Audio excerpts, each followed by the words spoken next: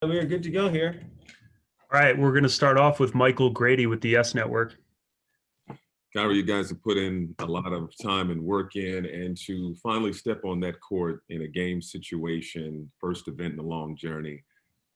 How did you process it all, and what did it mean to you?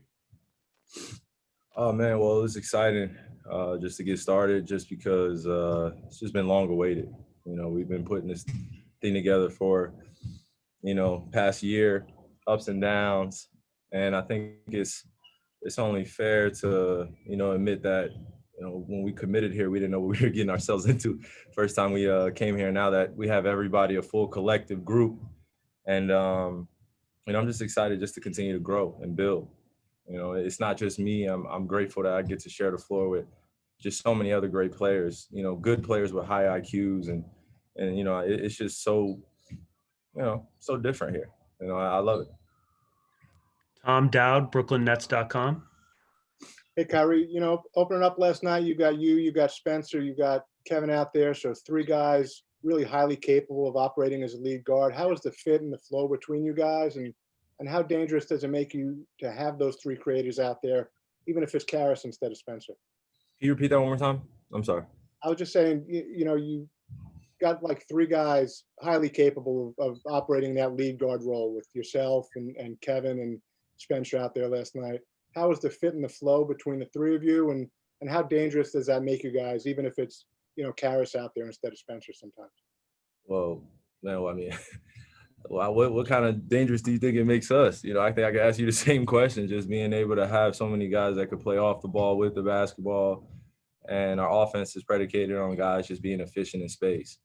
Some of us don't necessarily have the target of shooters, catch and shoot, and we're kind of one-on-one guards, sort of say we can get our own shots. Guys can do so many things intangibly with the game, but when you have Karras, myself, Spence, and KD out there, just that four, alone in one group, it's hard to match up. We see mismatches all over the floor. And then you add in kind of the versatility of the other guards that we have that can play multiple positions, with Tyler Johnson coming off the bench, being able to play, defense and being able to play that lead guard. We got Chioza, who's a great backup as well. Guys are showing great things in camp, and we just want that to translate into the season so we could just plug in guys whenever we deem fit, or Coach Nash can plug in guys. Greg Logan, Newsday. Kyrie, you guys have overcome a lot of obstacles to get to this point, just to get to here. And now you have a season with COVID in front of you. You have a short training camp. Can you just describe the difficulty of pulling this all together in such a short time frame? Man, well, like I always say, whether I'm on, kind of my platform or anywhere else, it's just prayers out to everyone's families first and foremost. It's such a sensitive time in history. 2020 it's not been friendly to everyone. It's been filled with challenges, and life has come into play. So I'm just grateful to be sitting here with you guys. But in terms of what's reflected in terms of how I felt coming into this, especially this environment, back to work, you don't want to take any day for granted. You want to be able to come in and be happy, be secure, and feel protected. And the guys here have been able to make me feel like that. And it's taken quite a few risks on my end to be able to secure this space for me. But that's all that matters, is what's going on in this locker room, what's going on out there in the court, and how can we continue to build and grow. So the difficulty is just, it's there, it's life. It's COVID, we can't do much about it, but I well wish everyone's families, and we're here to play basketball and perform and put on for our families. Brian Lewis, New York Post. Hey, Kai, how you doing? This is twofold. One, obviously you were happy to be out there, period, and happy with all your teammates. But 10 months away for you and 18 months for KD, just how did it feel for the two of you guys to be out there together finally and healthy and playing the way you were? And the second part, you mentioned your platform. I'm just curious, was there anything that was, and you said it vaguely, but was there anything specific that was either, written, reported, vlogged, or whatever, that maybe you felt some kind of way about, that you had to step back for a while and before you would talk to us?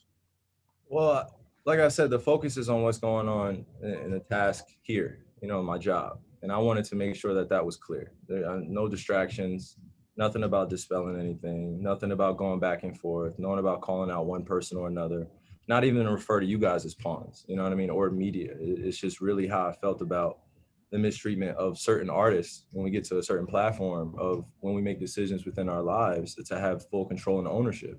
You know, we go through the rigorous season, we do everything we're asked to do, you know, and we want to perform in a secure and protected space. And if I can't have my voice protected on this platform where I offer myself and my art, just inviting everyone to it, because this is what I've been blessed to do.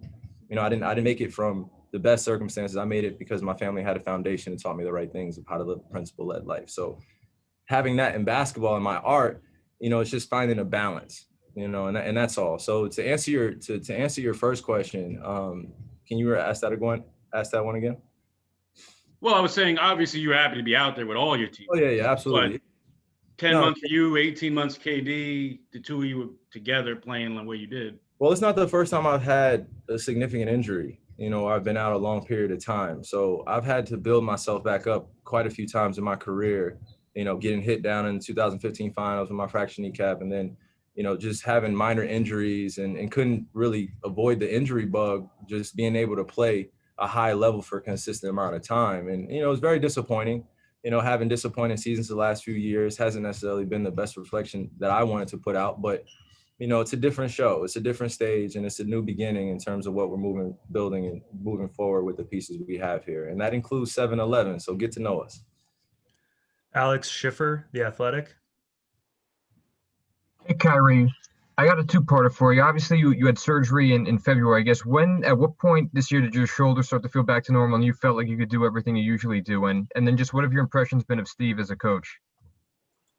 Well, to answer your second part, man, Steve's been amazing. And it really is a reflection of the type of person he is, you know, and the IQ he has for the game, you know, and he commands the respect. And it's not through just coming in and being a kind of typical rah-rah coach being on us. It's just giving us a comfortable space to grow, to communicate, to throw ideas out there. And then you got a two-time MVP coaching you, man. I'm like, you know, I think I got to take back my comments in terms of head coach back a few months ago. But it's just like, man, we have such a great synergy. Everyone feels like we're coaching one another to be better. So I'm grateful for that. Malika Andrews, ESPN. I'm sorry, he had the first part of the question as well. What did you say again? Yeah, just that you had surgery in February on your shoulder. I guess just what point this summer in the fall, I guess, did you feel fully back to normal? Man, or are you still feeling back to normal? Yeah. Well, after any surgery, you got, like I said, you have to build yourself kind of to another place. You can't necessarily do all of the same thing, but you can make some minor tweaks in your game to be able to still perform, you know, with a shoulder that's just been repaired. So, like I said, I don't make any excuses before I go out there on the court. I put in the work. I'm just going to let it speak for itself. Back to Malika, ESPN.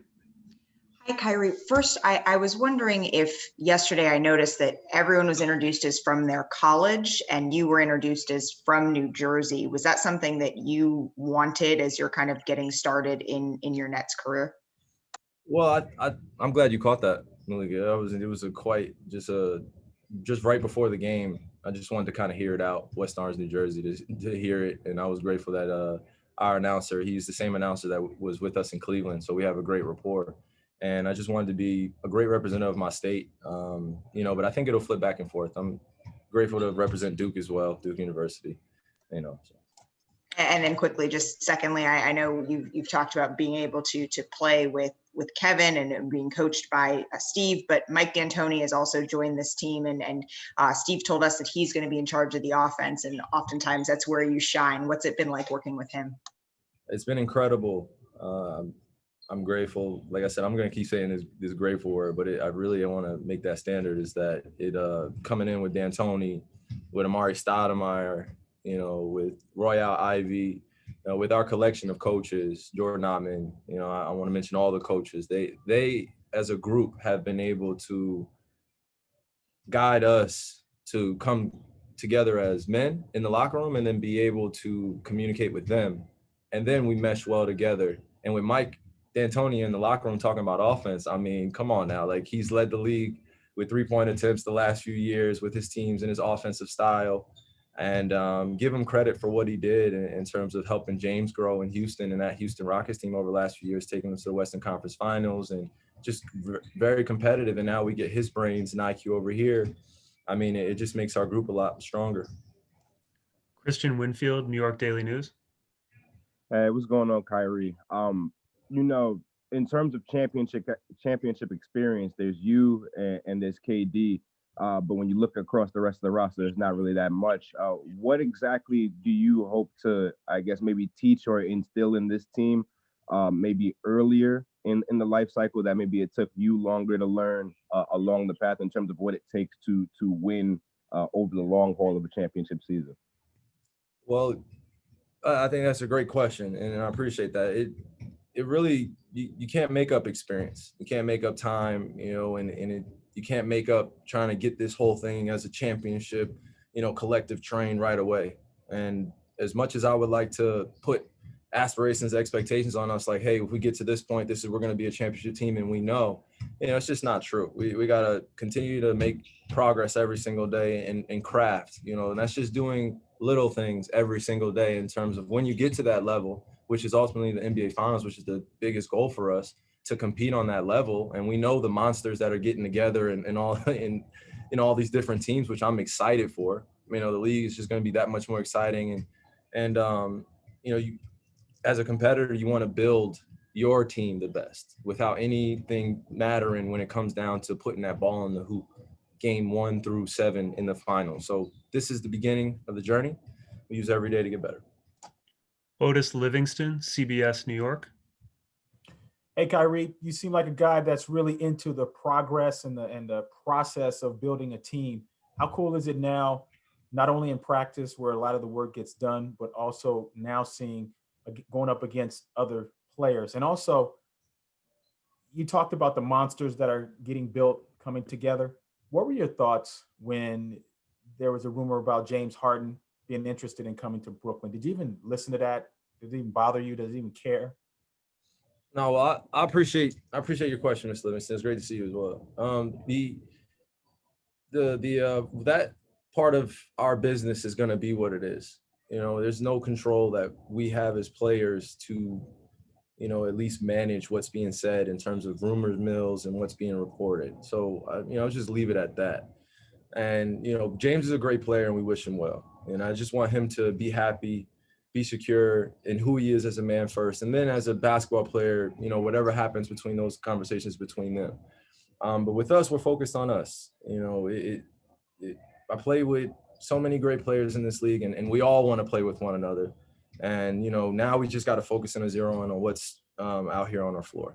So, and I'm sorry I keep asking you guys to repeat the first question, but what's the first side of the question again? Yeah, the first part was being part of the process of building, not only in practice now where a lot of the work gets done, but also now seeing you guys against other teams, other players, kind of like where your teammates like the ball, where they're comfortable with it, you know, just kind of that whole process of putting the pieces together. Yeah, well, it is a process. Like you said, it takes daily management of that. And it doesn't just happen on in terms of the preparation on the floor. It has a lot to do with how we prepare off the floor, you know, how we take care of our bodies, you know, how we take care of our minds, how we take care of one another and our families first. You know, that's most important. And then we come in and do this job, which is so fun. You know, basketball is the easy part. You know, going home and managing kind of life's challenges that's the part I get my tools ready for. Basketball, performing, we go out there, we prepare the right way. We should go out there and leave it all out there with nothing to hold. You know, if we don't, then we're going to get our butts kicked. And I don't want to be in that place. So, you know. Back to Christian Winfield with the New York Daily News. Hey, Kyrie, you know, for you and Kevin to finally take the floor out there after all this time that you guys have spent able to think about what it might look like versus actually being out there together. One, what was that moment like when you guys finally have Nets jerseys on and you guys finally get your first baskets? And then two, just what's that chemistry like between you two explicitly? Obviously, you guys have been able to practice together, but being out there and playing actual NBA games, what is that chemistry like now? And what is it going to take to build that chemistry between two superstar guys like yourselves? Yeah, well, I appreciate your question, Christian.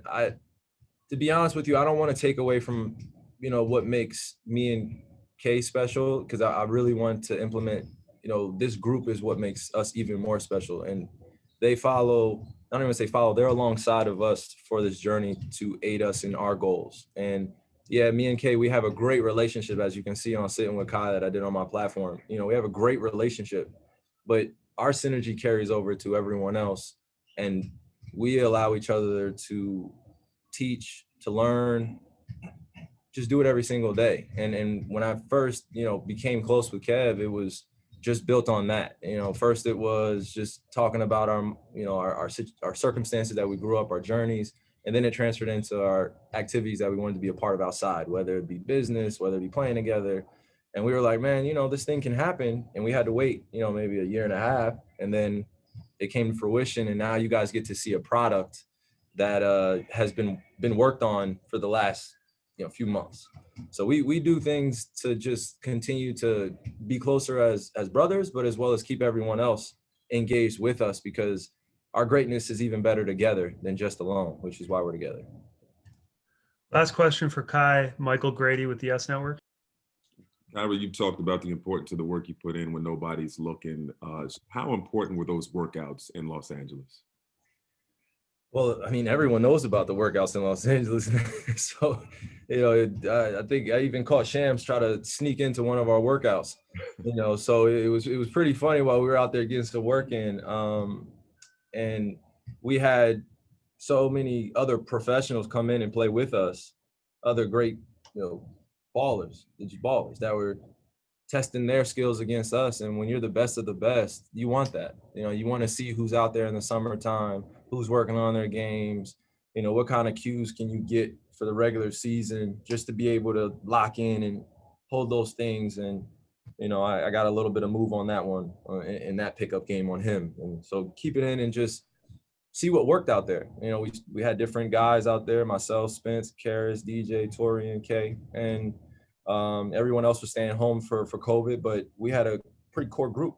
My 5, you bring your 5. So we had a few different teams pull up on us, and then that's the way basketball is supposed to be played. I go get my 5, you go get your 5. Let's see who's better for that day. Let's play some summer pickup basketball, have some fun. Thanks, Kai. Appreciate your time. Peace. Thank you, guys. Wish all you well. Very much, Kai.